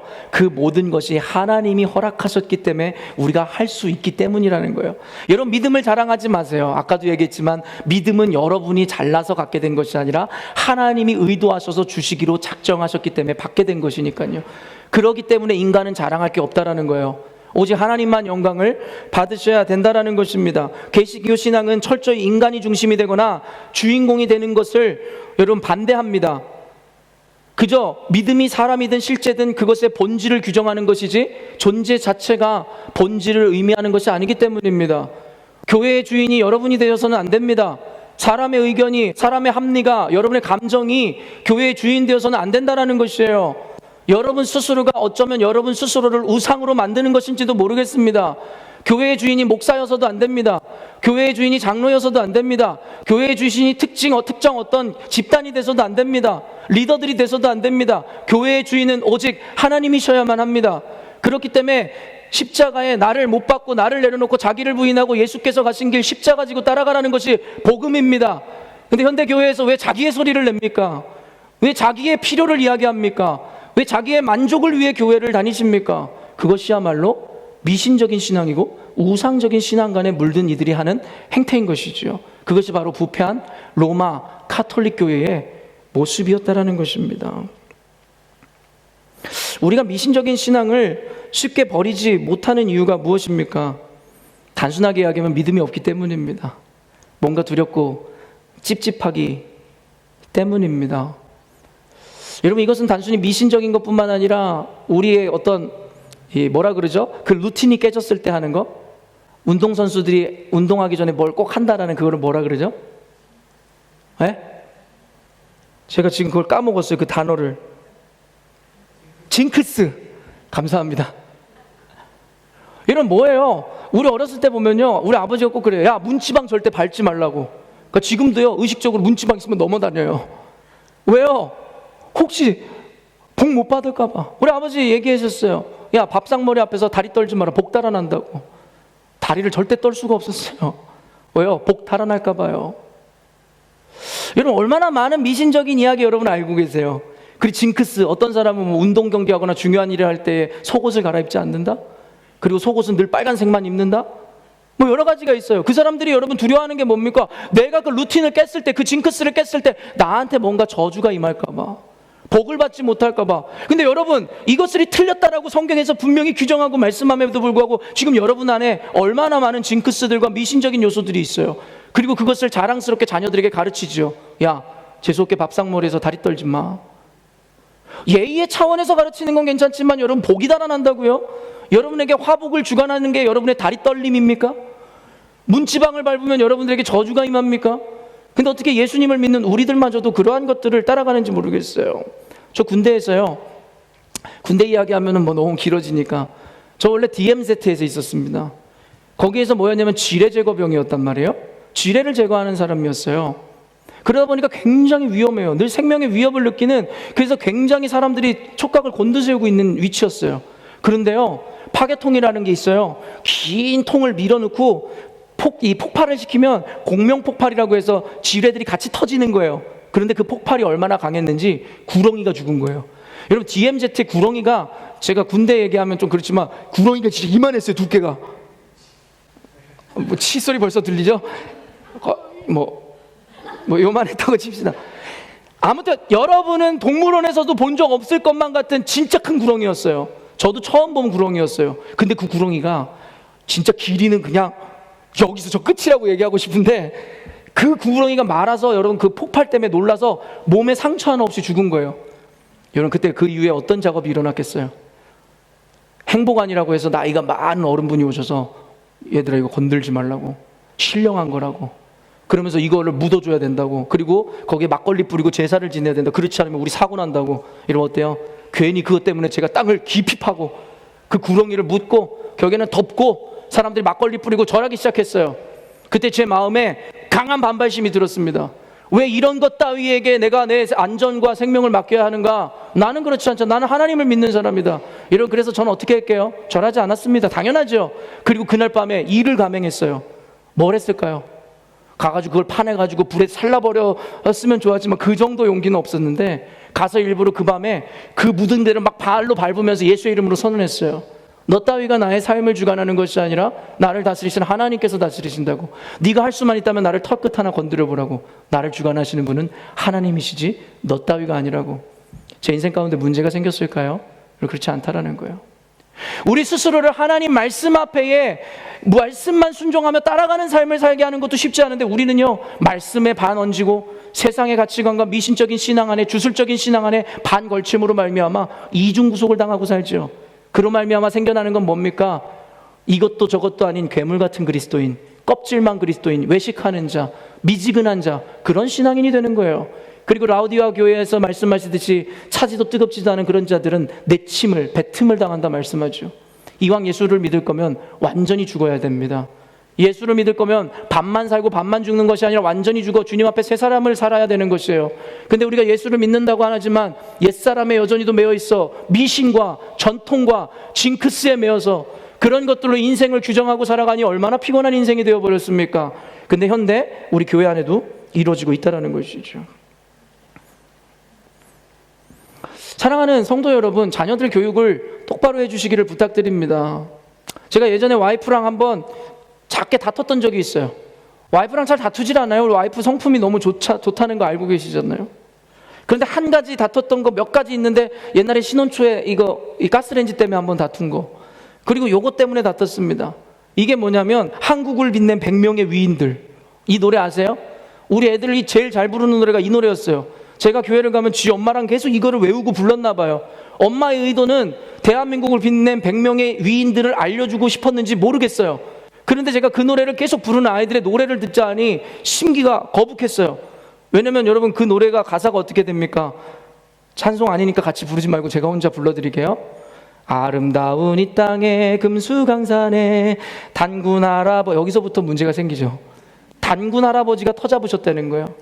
홍익인간 이름으로 나라 세우니 대대손손 훌륭한 인물도 많아 고구려 세운 복명왕 백제온 조왕. 여기서 또 문제가 생겨요. 알에서 나온 혀것에 분노가 치밀어 올랐어요. 내 아이들이 찬송을 부르는 것이 아니라 이런 노래를 부르고 있다는 것에 대한 분노였어요. 그래서 와이프에 당장 이 노래 못 부르게 하라고. 여러분, 단군왕검에 대해서 알고 계시죠? 그의 아버지가 누구예요? 환웅입니다. 그리고 환웅의 아버지가 누군지 아세요? 환인입니다. 환인이 어떤 사람인 줄 아세요? 하나님입니다. 그들이 만드는 신이에요. 그러다 환웅이라는 존재가 어느 날 인간을 불쌍히 여겨서 인간에게 룰을 세워주고 그들을 다스리고 싶으니까 환인이 허락한 거예요. 환웅이 예수님입니까? 그가 내려와서 인간을 다스리기 시작했는데 어느 날 곰이랑 호랑이가 찾아와요. 그래서 마늘이랑 쑥을 먹으면 너희들 인간 되게 해주겠다고. 그랬더니 곰은 견디고 견뎌서 미련 곰탱이처럼 그걸 다 먹고 여자가 되죠. 그리고 여러분, 호랑이는 어때요? 그걸 견디지 못하고 튀어나감으로 사람이 되지 못했다는 거예요. 근데 그 환웅, 그 웅녀라고 하잖아요. 그 곰이랑 결혼을 아무도 안 해주니까 환웅이 sacrifice, 자기를 희생함으로 그 여인과 결혼을 해줘요. 그래서 낳은 아이들이 저와 여러분입니다. 여러분, 이거를 믿어야겠습니까? 근데 이 노래를 아무리 의미 없이 부른다고 하지만 여러분, 이런 것들을 통해서 아이들의 머릿속에 어떤 생각이 남을까요? 사람이 알에서 나옵니까? 여러분, 이것을 너무나 단순하게 생각하셨다면 세계관이라는 것의 두려움을 여러분이 모른다는 거예요. 금묵자흑처럼, 화선지에 스며드는 먹처럼 우리의 신앙관, 세계관을 더럽히고 있게 된다는 것이죠. 자녀들에게 여러분, 이런 거 부르게 하지 마세요. 그리고 산타 틀렸다는 거 분명히 얘기해 주세요. 아직까지도 여러분, 산타에 대해서 자녀들에게, 손주들에게 얘기했다면 회개하세요. 산타가 하나님입니까? 산타는 사람이잖아요. 그런데 어떤 기독교 부모가 저한테 그래요. 제가 산타 얘기하지 말라니까 그래도 아이들에게 동심을 파괴할 필요가 있습니까? 여러분, 동심을 파괴하죠. 근데 여러분은 그의 인생을 파괴하고 있다는 생각 안 합니까? 그 산타 하나 믿는 것 때문에 여러분, 세계관의 무서움을 모르는 분들이죠. 그런 것 하나하나가 우리들에게 들어와 혼합주의 신앙관을 낳고 우리 안에 미신과 우상숭배를 강요하게 되더라는 것입니다. 사랑하는 열린문교회 성도 여러분, 제가 여러분에게 미신적 요소들을 다 설명해 드리면 끝이 없을 것인데, 혹시 여러분이 갖고 있는 미신적 관념들이 있다면 내려놓으세요. 그런 것들을 두려워하지 마세요. 이사야 말씀에 요즘 말씀하시죠. 너희의 머리는 나 여호와 하나님이라고. 너희들은 여호와 하나님만 두려워하라는 거예요. 너희들을 진치고 있는 적군 세상도 아니고, 너희들의 철학 관념도 아니고, 너희들의 감정도 아니고, 하나님을 두려워하라고 성경에서 이야기하죠. 시간 관계상 짧게 본문 강해를 들어갑니다. 8절 말씀 읽어볼게요. 8절입니다. 읽습니다. 시작. 사울이 다른 옷을 입어 변장하고 두 사람과 함께 갈새 그들이 밤에 그 여인에게 이르러서는 사울이 이르되 청하노니 나를 위하여 신접한 술법으로 내가 내게 말하는 사람을 불러올리라 하니. 여러분, 사울이 오늘 신접한 여인을 만난 장면이 오늘의 장면이에요. 신접한 여인을 만났다는 거예요. 그 이유가 무엇이냐면요, 이 전쟁에 처하게 됐거든요. 그 본문 앞에 나오는 거예요. 사울 왕과 이스라엘 백성들이 이제 블레셋과의 전쟁을 앞뒀는데 그 군대가 너무나 거대한 거예요. 두려움을 느끼는 거예요. 우리와 같이 너무 무서운 거예요. 근데 예전에는 여러분 어때요? 사무엘이라는 선지자가 있어서 하나님의 말씀과 전략을 알려줬는데, 지금 어떤 시대냐면 사무엘이 죽었어요. 그리고 하나님 앞에 기도했는데 하나님은 이미 사울 왕을 버렸거든요. 아무런 계시가 없는 거예요. 그러니까 하나님 앞에 끝까지 묻는 것이 아니라 결국에는 인간의 방법을 찾아내요. 그런데 여러분, 이게 얼마나 추악한 행위였냐면, 오늘 본문 아니지만 사무엘상 28장 3절 그 위의 말씀이에요. 읽습니다. 시작. 사무엘이 죽었으므로 온 이스라엘이 그를 두고 슬피 울며 그의 고향 라마에 장사하였고 사울은 신접한 자와 박수를 그 당에서 쫓아내었더라. 여러분, 이게 무슨 말인 줄 아세요? 사무엘이 죽었잖아요. 그랬더니 사울 왕이 처음 했던 일이 뭐냐면 그곳에 있는 신접한 자와 박수, 무당들을 다 내쫓았다라는 거예요. 여러분, 근데 되게 재밌죠? 내쫓자마자 바로 몇 절 되지 않아서 그가 찾아간 여인이 누구예요? 신접한 여인이라는 거예요. 이것이 우리에게 뭘 의미하는 줄 아세요? 사울이 했었던 박수 무당들을 쫓아냈던 행위는 그의 믿음과 하나님 말씀에 대한 순종이 아니라 그저 남에게 환심을 사고 백성들에게 인정을 받기 위해 했다라는 것이에요. 그 안에 믿음이 없었다라는 것입니다. 출애굽기 23장 18절 말씀이요. 읽습니다. 시작. 너는 무당을 살려두지 말라. 무당을 살려주지 말라라는 율법적인 하나님의 말씀에 대해서 백성들 앞에서 선언함으로 사무엘이 죽었지만 나는 하나님의 말씀 아니고선 따르지 않겠다라는 것을 보여주는 액션이었어요. 그러나 여러분, 그의 모습은 마치 표리부동과 같은 거죠. 겉과 속이 다르다는 거예요. 겉으로는 사람들에게 인정을 받기를 원했으나 안으로는 믿음이 전혀 없는 행위, 그것이 바로 무당을 쫓아난 행위였어요. 이것은 마태복음에서 바리새인과 서기관들을 비난했던 예수님의 모습과 똑같죠. 마태복음 24장 27절에서 28절 읽습니다. 시작. 화 있을진저 외식하는 서기관들과 바리새인들이여 회칠한 무덤 같으니 겉으로는 아름답게 보이나 그 안에는 죽은 사람의 뼈와 모든 더러운 것이 가득하도다. 이와 같이 너희도 겉으로는 사람에게 옳게 보이되 안으로는 외식과 불법이 가득하도다. 여러분, 제가 이것에 대해 강의할 필요도 없어요. 예수님이 제일 가증스럽게 여기는 것이 겉과 속이 다른 표리부동하는 자들이죠. 겉으로는 의로운 척, 착한 척, 크리스찬인 척, 그러나 속으로는 하나님의 법과 질서가 없이 자신들의 논리와 합리와 이성과 감정에 따라 움직이는 자들, 하나님의 말씀이 아닌 세속주의에 물들어서 그것을 옳다 여기고 그것을 정의라 이야기하며 교회에 하나님의 정의를 무너뜨리는 자들, 그것이 바로 바리새인들과 회개, 이런 서기관들이었다라는 것입니다.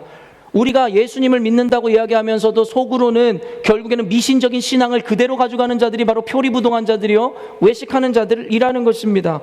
변정한 엔돌의 신접한 여인을 찾아간 사울의 모습을 통해서 사울의 타락상, 그의 믿음 없음을 보게 되는 것이지요. 레위기 19장 31절 읽습니다. 시작. 너희는 신접한 자와 박수를 믿지 말며 그들을 추종하여 스스로 더럽히지 말라. 나는 너희 하나님 여호와이니라. 여러분, 성도라면 급박하고 절체절명의 위기 가운데서도 끝까지 하나님을 신뢰해야 됩니다. 미신이 아니에요. 여러분, 점집 다니지 마세요. 타로점 보러 가지 마세요. 장난으로도 하지 마세요. 신접한 자를 통해서 여러분 뭔가 들으려 하지 마세요. 오늘 이야기 나오겠지만 그들에게도 능력이 있거든요. 그 능력으로 인해서 기복주의에 빠지지 마세요. 하나님의 믿음은 기적에 달려있는 것이 아니에요. 기적이 없음에도 믿는 믿음을 하나님께서 요구하시는데, 우리가 무당이라든가 이단 종교에 빠지는 이유는 그들의 기적을 통해서 그것을 하나님이라 이야기하는 미신적인 신앙에서 비롯되는 것이라는 것입니다. 결국에는 그것을 끝까지 신뢰하지 못한 사울왕이 저질렀던 것은 접신자를 찾아가 접신자에게 이것을 구하더라는 거죠. 뭘 구했어요? 사무엘의 귀신을, 혼령을 불러일으키라는 것입니다. 11절 말씀이에요. 시작. 여인이 이르되 내가 누구를 내게로 불러올리랴 하니 사울이 이르되 사무엘을 불러올리라 하는지라. 어처구니 없는 일이 일어난 거예요. 기독교 세계관을 가진 우리들은 지금 이 본문이 이해가 안 돼야 돼요. 왜냐하면 우리 기독교 세계관에는 사람이 죽으면요, 그 즉시 천국 아니면 지옥으로 가는 거예요. 그리고 그곳에서 절대 나올 수 없다라는 것을 우리는 누가복음에서 말씀에서 분명하게 이야기하고 있어요. 그런데 여러분, 지금 접신한 여인이 사무엘의 영혼을 끌어올릴 수 있다? 성경적 세계관이라면 말도 안 되는 일인데, 우리가 이 성경을 읽으면서 아, 그랬구나 생각했다면 우리 안에 성경적 세계관이 없다라는 것을 우리에게 반증해 주는 것입니다. 이러한 초혼술은 고대 사회에 죽은 자의 혼을 일으켜 현실의 인간과 의사소통을 할 수 있도록 하는 이교적 사술이었어요. 여러분, 하나님을 믿는 이스라엘 백성들 가운데 얼마나 많은 이런 사교적 사술이 있었는 줄 아세요? 하나님 하지 말라는 거. 여러분, 신명기에서도 분명히 이야기하는데, 여러분, 사사 중에 입다 선지자, 입다 사사 알고 있어요? 그가 한 일이 뭡니까? 전쟁에서 승리해서 돌아오면 자기를 환대하는 첫 번째, 그것이 무엇이 됐든 번제로 살라버리겠다라는 거예요. 뭐예요? 인신제사예요. 하나님은 인신제사를 분명하게 거절하시고 그것은 이교도들의 것이라고 얘기했는데, 입다 선지자는 자신의 의로 말미암아 하나님의 방법이 아니라 자신의 그런 고대에 있었던 미신적인 것으로 인해서 자기 딸을 불살라 죽이게 되더라는 거예요. 그게 바로 잘못된 신앙관을 가진, 미신적 신앙관을 가진 자들에게 나오는 열매라는 것입니다. 여러분, 죽은 자, 사람이 죽으면 그냥 천국과 지옥으로 가는 것이지 구천을 떠도는 일 따위는 없습니다. 그러니까 여러분은 귀신을 두려워할 이유가 없어요. 모든 것이 하나님의 허용하심과 하나님의 나타냄 가운데 그들을 구체적으로 도구로 사용하실 뿐이지, 그들은 자체적으로 하나님의 사람을 건들 수 있는 권세가 없습니다. 신명기 18장 9절에서 12절입니다. 읽습니다. 시작. 내 하나님 여호와께서 내게 주시는 땅에 들어가거든 너는 그 민족들의 가증한 행위를 본받지 말 것이니 그의 아들이나 딸을 불 가운데로 지나게 하는 자나 점쟁이나 기룡을 말하는 자나 요술하는 자나 무당이나 진언자나 신접자나 박수나 초혼자를 너희 가운데 용납하지 말라. 이런 일을 행하는 모든 자를 여호와께서 가증히 여기시나니 이는 이런 가증한 일로 말미암아 네, 하나님 여호와께서 그들을 내 앞에서 쫓아내시느니라 분명하게 이야기하죠. 초혼자나 박수나 신접자나 진언자나 무당이나 요술하는 자나 기륭을 말하는 자나 점쟁이들이나. 근데 현대 교인들은 왜 점집을 찾아다닐까요? 왜 이상한 이교조 집단들이 행하는 이단적인 사상과 그런 집회를 쫓아다닐까요? 이유가 뭘까요? 그래서 여러분, 근데 문제가 뭐였어요? 결국에는 사무엘이라는 영이 올라와서 그들에게 막 예언을 하니까 이게 사람들이 이상한 거예요. 하나님 아니라고 했는데 사무엘 영이 올라와가지고 막 그 예언을 하잖아요. 이게 어찌 된 것이냐라는 거예요. 결국엔 여러분, 우리가 성경적 세계관을 가져야 되는 게 중요한 게 이거예요. 만약에 성경적 세계관과 말씀에 근거된 우리가 기초가 있었다면 이 말씀을 보면서 이해는 안 될지라도 절대 그것을 부정하게 돼 있어요. 내가 이해를 못할 뿐이지 이게 맞다라고 생각하지 않는다라는 거예요. 물론 오늘 저는 여러분에게 이걸 논리적으로 풀어드릴 거예요. 그러나 이 말씀만 읽을 때 뭐야 이거 봐라 사무엘이 나타났잖아, 그것은 우리 안에 성경적인 기초가 되어 있지 않기 때문에 드는 의문이라는 거예요. 너무나 감사하게 오픈투맨에서 이 강의를 하는데 집사님 중에 한 분이 당당하게 그런 얘기를 하더라고요. 그거야 뭐 사탄이 할 수 있는 일 아닙니까? 여러분, 맞아요. 그거라는 거예요. 성경적 세계관을 가진 자라면 이해가 안 되는 일들에 대해서 그걸로 인해서 시험에 드는 것이 아니라 사탄도 이렇게 할 수 있지. 그래서 그 집사님 말 따라 마틴 루터와 칼빈이 이렇게 이야기합니다. 사무엘의 형체를 입고 온 그것은 사탄이었을 뿐이지 사울의 진짜 영이 아니었다라는 것입니다. 여러분, 사탄, 공중권세 잡은 자에게도 능력이 있다는 거 아시죠? 여러분, 점집 가면요 신기하게 여러분 잘 알아요. 저는 그거 다 부정하는 거 아닙니다. 박수 무당들이 여러분 작두 타는 거 보셨어요? 날 위에 티슈 하나만 떨어뜨려도 갈라지는데 거기서 춤을 춰요. 그들에게도 능력이 있습니다. 하지만 그것이 진리를 의미하는 것이 아니라는 것입니다. 그것에 대해서 미혹돼서는 안 된다는 것이에요. 15절 상반절 읽어볼게요. 시작. 사무엘이 사울에게 이르되 내가 어찌하여 나를 불러올려서 나를 성가시게 하느냐. 여러분, 사무엘의 영이 올라왔대요. 그러면서 이러는 거야. 피곤하다는 거예요. 왜 네가 나를 성가시게 하냐는 거예요. 이것은 여러분 고대 여러분 히브리 문화 가운데 있었던 사람이 죽으면 스올에 가서 거기서 휴식을 취한다는 사상이 반영된 거였다는 거예요. 성경에 있는 게 아니라는 거예요. 근데 캐톨릭에서 여러분 어떠한 이단 사상 교리를 만들어냈어요? 퍼가토리라고 하는 여러분 연옥? 거기에 가서 영혼이 잠을 자고 쉼을 취하다가 예수님 재림할 때에 심판을 받는다고요? 우리는 그런 세계관을 가진 자들이 아니라는 거예요. 근데 고대의 세계관을 가지고 와서 휴식, 퍼가토리든 스올이든 휴식을 취한다고요? 영혼이 막 피곤하대요. 왜 나를 성가시게 하냐고요? 이런 세계관 따윈 우리에게 없다라는 것입니다. 오늘 이거에 대해서 다 설명하면 좋지만 마지막 한 말씀으로 왜 이게 틀렸는지에 대해서 증명해 드리겠습니다. 역대하 10장 13절에서 14절 말씀 읽습니다. 시작. 사울이 죽은 것은 여호와께 범죄하였기 때문이라. 그가 여호와의 말씀을 지키지 아니하고 또 신접한 자에게 가르치기를 청하고 여호와께 묻지 아니하였으므로 여호와께서 그를 죽이시고 그 나라를 이새의 아들 다윗에게 넘겨주셨더라. 나중에 이 말씀에 대해서 한 번 더 강의하는 날이 올 겁니다. 굉장히 중요한 말씀이거든요. 시간 관계상 맞춰야 하기 때문에 결론을 내지만 결국에는 그 사무엘이라는 영으로 둔갑한 사탄을 통해서 결국엔 사무엘의 죽음과 멸망에 대한 예언들을 듣게 됩니다. 결국에 사탄은 사람을 죽이는 영이지 살리는 영이 아닙니다.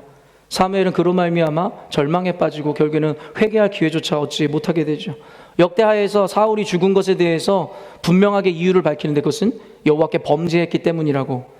그가 여호와의 말씀을 지키지 않았죠. 박수와 초혼자와 진언자나 무당들, 점쟁이들을 죽이고 쫓아내라 이야기했지만 여러분 하나님의 말씀을 지키지 않았어요. 또 신접한 자에게 가르치기를 청하고, 오늘 이 본문을 의기하는 거죠. 신접한 자에게 가르치기를 청하고 여호와께 묻지 아니하였으므로 여호와께서 그를 죽이시고 그 나라를 이새의 아들 다윗에게 넘겨주셨더라. 여러분 오늘 우리가 사울과 같이 믿음이 없어 신접한 자를 찾는 자들 아닙니까? 단순히 나는 점집가지 않았는데, 나는 무당 찾아가지 않았는데, 이런 그 이야기가 아니라 여러분 마음 가운데 미신적인 신앙으로 말미암아 하나님의 말씀이 아닌 그것으로 인해서 두려움을 느끼고 찝찝함을 느끼고 그것들을 징크스라는 이름으로 행하고 계시다면 그것이 여러분이 초혼자와 진언자와 무당과 박수를 쫓아간 일과 무엇가 다를 바 있겠냐는 것입니다. 여러분 우리는 하나님의 말씀을 믿는 자입니다. 하나님은 전지전능하신 하나님이심을 분명히 믿는 자입니다. 교회를 괴롭히는 자를 두려워할 이유가 없는 것이 거기에 있습니다. 그들은 그들이 갖고 있는 칼과 창과 무기로 오려니와 다윗은 뭐라고 이야기합니까? 나는 하나님의 이름으로 내게 가노라. 다윗이 이길 수 있었던 이유는 뭐예요? 그 거인 골리앗은 칼과 창과 능으로, 돈으로, 물질로, 협박으로, 겁박으로, 능력으로, 힘으로 다가오는지 모르겠지만 그와 대비했었던 하나님의 사람 다윗은 오직 여호와의 이름으로 가는 거예요. 그때 누가 이겼습니까? 그리고 여러분 그것을 믿으십니까? 여러분 여기서 아멘 하셨다면, 그 사실을 믿는다면 오늘 여러분도 다윗과 같은 사람 되십시오. 칼과 창을 우려하지 마시고 미신적인 신앙으로 여러분 인생을 발목 잡지 마시고 오직 하나님 말씀 앞에 무릎 꿇고 엎드리심으로 온전한 믿음, 온전한 말씀의 기초 안에 교회를 세우시는 저와 여러분 되시기를 주님의 이름으로 축원합니다. 기도하겠습니다. 하나님 아버지, 미신적 행동이나 미신적 주술적인 신앙을 가진 자들에 대하여 그것이야말로 영적 간음이라 이야기하신 하나님, 우리로 하여금 하나님을 믿는다 이야기했지만 결국에는 영적 간음으로 인하여 하나님을 의지하는 것이 아니라 징크스를 두려워하고 미신을 두려워하고 영적인 존재, 눈에 보이는 것을 두려워했던 것을 이 시간 회개합니다. 주님, 우리 사랑하는 열린문교회 성도들에게 들을 길을 허락해 주시기를 원합니다. 오늘의 말씀을 통하여 제 지혜로 모든 것 다 충분히 설명할 수 없었으나 임하시는 성령께서 임하심으로 성도들을 찾아가셔서 그들에게 옳은 것, 바른 것, 오직 말씀에 근거한 것 하나님 가르쳐 주시옵소서. 우리 안에 미신적이고 잘못된 신앙 교리들, 관념들이 너무나 많습니다. 주거 천국에가 등급이 있다든 상급이 있다든 하나님 그곳에서도 불공평을 이야기하는 이들도 있습니다. 하나님 이 모든 것을 말씀으로 해석하길 원하며 말씀의 세계관을 가지고 능히 이겨내는 성도들 되게 하여 주시옵소서. 주께서 오늘 말씀을 통하여 이제는 더 이상 영적 간음자가 아니라 한 분만 바라보는 영적인 아버지의 순결한 백성으로 우리 열린문교회를 세워주시고 이끌어 주시옵소서. 감사드리며 거룩하신 예수님의 이름으로 기도합니다. 아멘. 이 시간 모두 자리에서 일어나셔서요 함께 준비한 헌금 찬양함과 동시에 하나님께 드리도록 하겠습니다.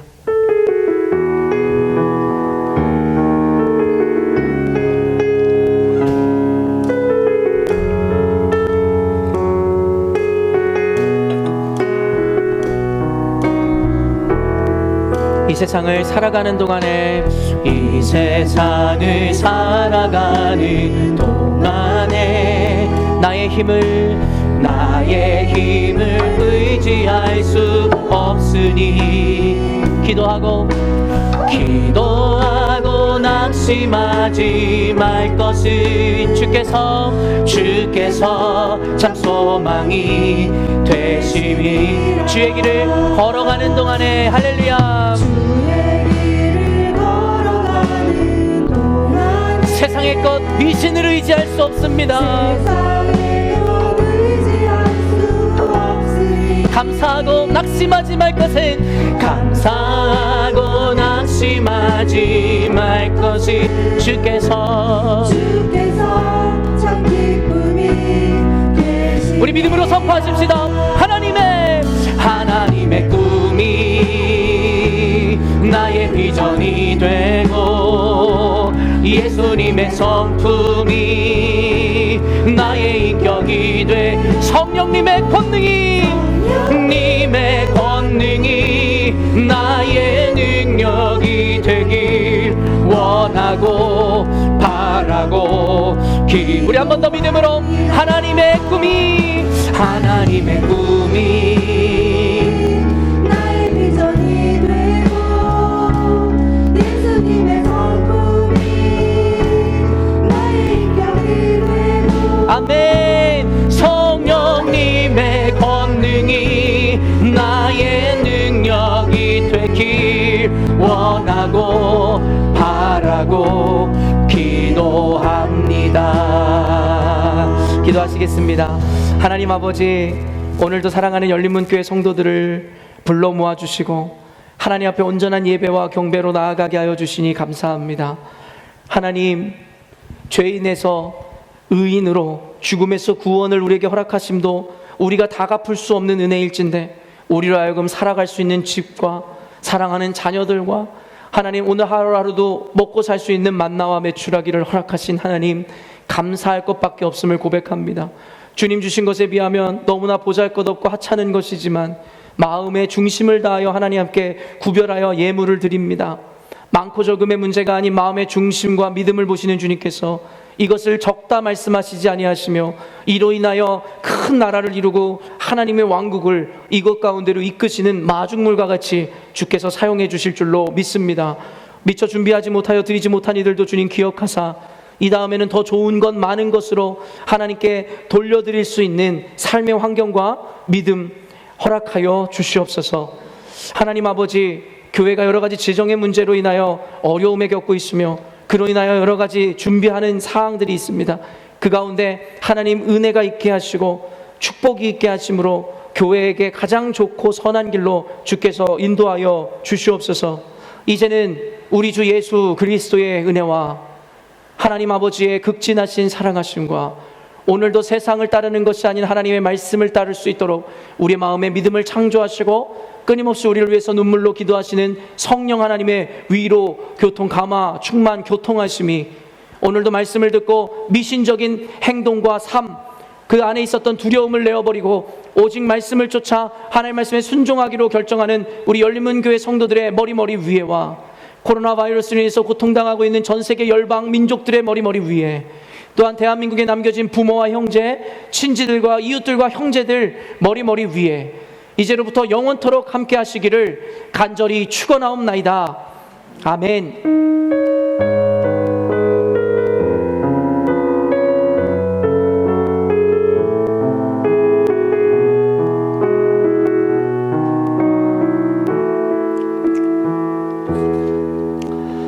이 시간 모두 자리에 앉으셔서 짧게 광고 말씀 함께 나누도록 하겠습니다. 혹시 새 가족이 계시다면 주님의 이름으로 환영하고 축복합니다. 호명되어지진 않았지만 혹시 교회를 처음 찾는 분들이 계시다면 하나님의 큰 축복이 있는 귀한 공동체로 오신 것을 환영하고 축복합니다. 두 번째 간구입니다. 열린문교회 예배는 정부에서 코로나 시국에 맞춰 내려진 방침과 지침을 준수합니다.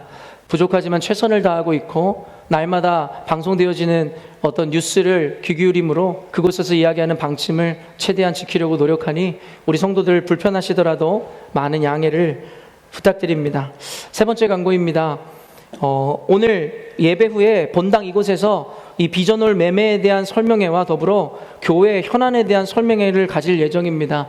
여러분 바쁘시지 않다면 혹은 바쁘신 가정 가운데서라도 내 교회, 우리의 교회라는 생각으로 함께 여러분의 알 권리를 행사하시고 교회의 여러 가지 시급한 문제에 대해서 잘 인식하셨으면 좋겠습니다. 성도들에게 요청되어지는 태도가 어떤 것이냐면 기독교를 비난하는 이들도 교회에 대해 알지 못하고 성경을 읽지 않고선 겉에서 그저 평가하거든요. 교회의 어려움이나 이런 것에 대해서 여러분들이 아셔야 교회에 진행되는 일들을 이해할 수 있으세요. 근데 교회의 어려움이나 이런 설명회는 듣지 않고 나가서 그냥 각자의 판단으로만 교회를 판단하시면 그것은 옳지 않은 태도일 것입니다. 적어도 여러분이 교회의 상황을 아시고 비판하고 판단할 줄 아셨으면 좋겠습니다. 그래서 오늘 꼭 남아서 참여해 주셨으면 좋겠습니다. 네 번째 광고입니다. 오늘부터 청년부 예배를 오후 1시로 1시간 앞당겨 변경하였습니다. 지난주에도 이야기했지만 교회 학교라든가 여러 가지 봉사 때문에 예배에 참여하지 못하는 성도님들이 계셔서 그분들이 청년 예배라도 꼭 참여할 수 있도록 그분들을 위한 배려이니까 여러분들 자녀분들이나 주변에 전도 대상자들 꼭 청년들이 있다면 1시에 교회로 보내주셨으면 좋겠습니다. 다섯 번째 광고입니다. 아시지만 코로나 시국으로 인해서 잠정적으로 식당 운영을 중단합니다. 양해 부탁드리고요. 오늘 주보에 실진 않았지만 한동안은 이와 마찬가지로 이 차량 운행을 잠깐 중단하고 있습니다. 여러분 이해해 주시고 혹시나 그 안에서 소셜 디스턴싱이나 아니면 여러 가지 혹시 규정을 어기는 것 아닐까 하여 우리가 급하게 만든 어떤 방침이니까 여러분 지켜주시고 불편하시더라도 잠깐만 양해해 주셨으면 좋겠습니다. 그리고 여섯 번째 중요한 광고입니다. 공동의회 이 알림에 관련하여 교인분들의 연락처를 여러분 저희가 업데이트를 해야 됩니다. 그래서 여러분들 혹시 나는 받지 못했는데 이렇게 말씀하지 마시고 혹시 여러분들이 교회에 여러분들의 인포메이션을 업데이트 안 하셨다면 행정실에 가셔서 여러분의 정보를 주셔서 교회의 어떤 공문이라든지 아니면 여러 가지 상황에 대해서 여러분들 받아보실 수 있도록 여러분 잘 업데이트 부탁드리도록 하겠습니다. 그리고 마지막으로 광고에 없지만 이제 8월 첫째 주부터 셀 모임이 공식적으로 재개하게 됩니다. 리더분들 셀 양육이 시작되고 그리고 셀원들은 공식적으로 교회에서 셀 모임이 진행되게 될 것인데 여러분 마음에 불편함이 없는 분들은 오셔서 말씀으로 함께 교제하셨으면 좋겠고 그 셀 모임 안에서도 할 수만 있다면 소셜 디스턴싱을 잘 지키심으로 전혀 문제없는 교회 문화, 교회 모임 문화를 여러분이 이끌어 가셨으면 좋겠습니다. 우리 옆 사람들에게 마지막으로 이렇게 인사하겠습니다. 당신이 혹시 가지고 있다면 미신적인 신앙을 오늘 내려놓으십시오. 이렇게 인사하겠습니다.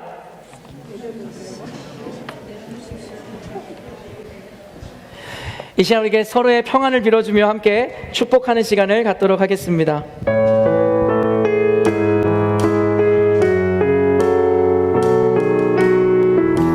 평화 하나님의 평강이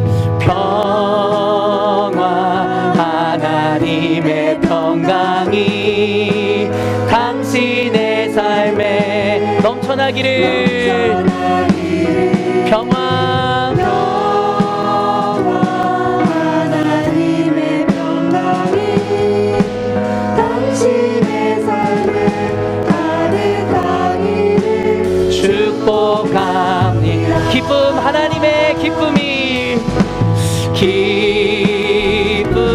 하나님의 기쁨 우리의 모임 가운데 넘쳐나기를 할렐루야 아멘. 기쁨 하나님의 기쁨이 우리의 삶에 가득하기를 축복합니다.